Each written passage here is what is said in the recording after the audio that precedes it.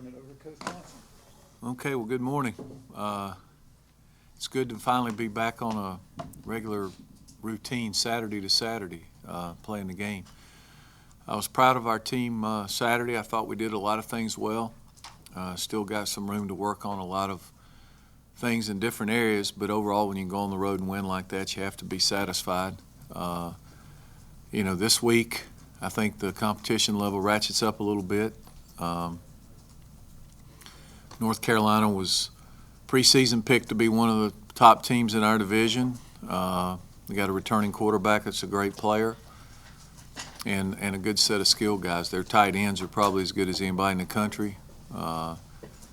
And defensively, they seem to be playing better this year than they did a year ago, running around and making plays. So it'll be a huge challenge for us on Saturday. With that, throw it open to questions, I guess. They lost a real good running back in Gio, but they have some good young running backs. Could you talk about what you faced there? Yeah, well, they got two. Well, they got more than two. They got some good running backs. But Romar Morris is a very fast guy, speed guy. He's a guy that we tried to recruit here. A.J. Blue is more of a physical 215, 220-pound back that breaks tackles but also has good speed. He was a high school quarterback that we tried to recruit at Navy, I can remember. And so they're both they complement each other well, and they both they give them a good dimension or good change-up. And then they've got another young guy in the Francis kid who's quick, fast, maybe not quite as big as either of the other two, but more explosive. Can you talk about where you are with your offense, and especially it jumps out when you have 4 TD passes. Are you trying to utilize what VAD has given you, or is this something that you wanted to bring? No, we were just trying to call plays off what the defense was doing. I mean, they were rolling down hard trying to stop the run, and we were able to hit some wheel routes. The guy ran by the guy that he was blocking. So it's not something we put more emphasis on or didn't put any more emphasis on. We always look out there and see how the defense is playing and try to run the best play that gives us a chance. And Saturday it just so happened a lot of it was in the red zone. And could have been we probably haven't thrown a lot down there, so the opposing defense probably wasn't expecting us to throw down there. So, but I think VAD can throw the ball. He settled down, at one point I think he was 1 for 7 to start the game, and then he kind of got settled in a little bit. On that subject, I know you get rather irritated about when some coaches mention about cut blocking, and your thoughts on Coach Cutcliffe? Dangerous cut blocking, I'm talking about. My only response would be, let's see how many defensive starters are out for their game Saturday versus Pitt. That's up.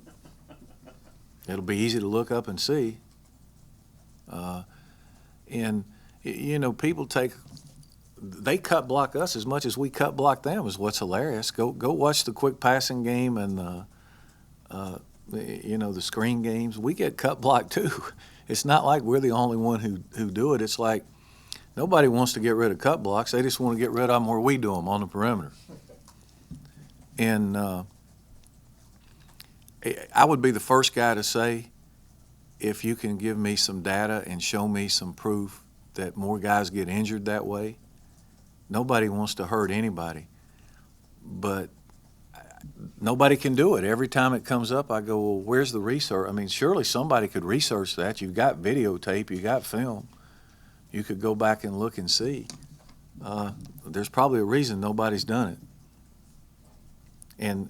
But now, blocks that are illegal, yeah, crackbacks, all those stuff. But the only difference I see between cut blocking on the perimeter and tackling below the waist is you're not using your arms.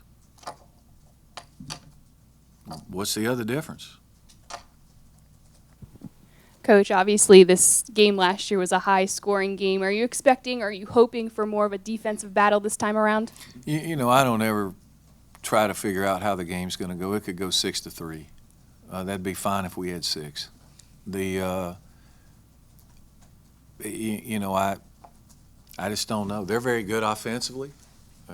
I don't know that you're going to hold them down like that. But usually when you think it's going to be high scoring, that's what happens. It's, 10-7, 6-3, something like that. So who knows what's going to happen. I think the game last year, we had a kickoff return, and we had a short field.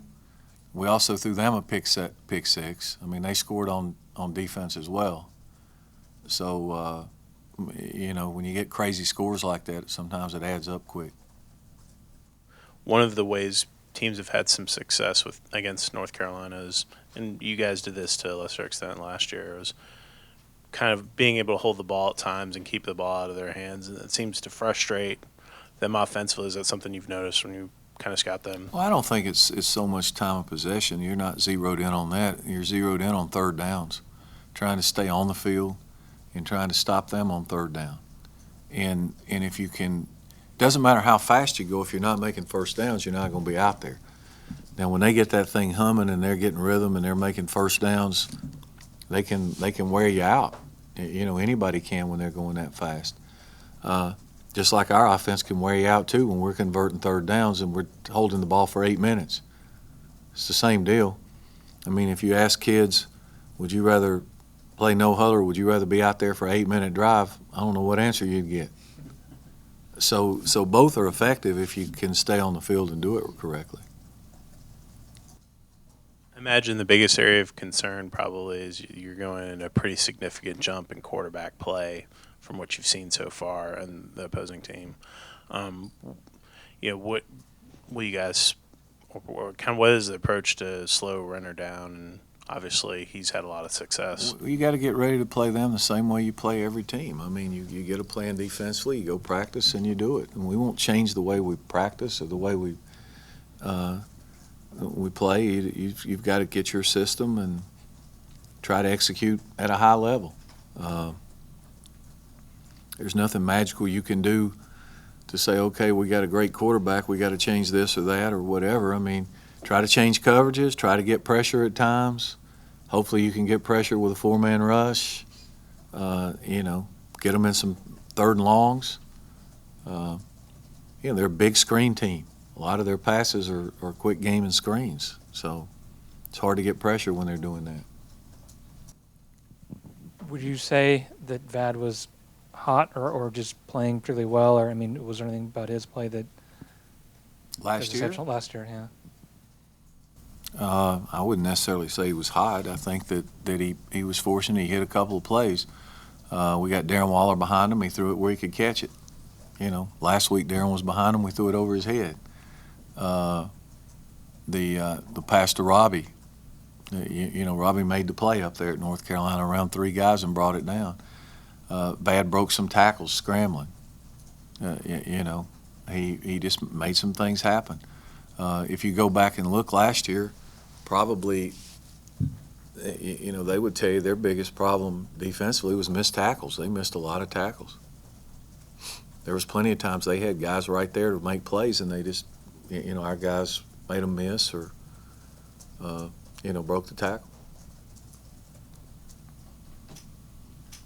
You mentioned being in a lot of high-scoring games where you don't want to miss your turn, and I know it's only 2 games, and you talk about the competition ratcheting it up. But have you seen enough from those 2 games? You got some gaudy defensive stats right now that you think that maybe this won't be that kind of year. Right. For We you. got some gaudy offensive stats too, and we're probably not that good on either side. As the season progresses, we'll see. I hope we are, but the stats are going to change. That's why, to me, stats are like polls. This time of year, you don't pay much attention to them. We get 4 or 5 games into the year, then they'll mean a little something more, I think. I was talking to Joe about the receivers one day at practice, and he said 88 can be really good if he gets hungry, if he gets a little bit selfish and wants the ball. Have you seen any of that in Darren in practice? That's a work in progress, I think. You got to do it. I've said for a year the guy's got a lot of ability, but ability's just that ability. You got to see it. So show me, don't tell me. So I think the ability's there. And when the light comes on, he could be the next really good receiver from here.